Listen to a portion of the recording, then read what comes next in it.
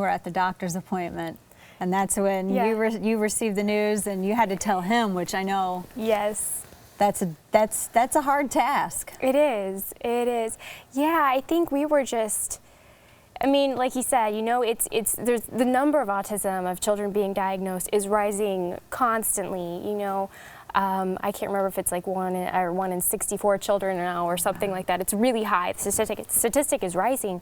But yeah, you think this isn't going to happen to me, you know, or you know it can, but when you actually hear those words, it was very overwhelming and just really heartbreaking too to find that out.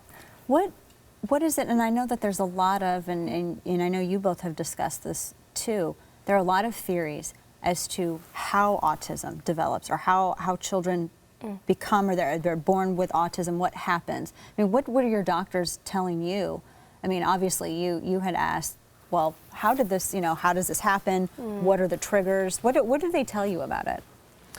You know, it's funny because I feel a lot of times it's, when you get a diagnosis, and doctors, I think, want to be very sympathetic to the way you are. And I know at least what our doctor that we had, he was always telling us, you know, one of the best thing you can do is just be his parent. You know what I mean? You can be his mom, you can be his dad, and you can do what you can to help. And a lot of it kind of comes down to how you guys raise him.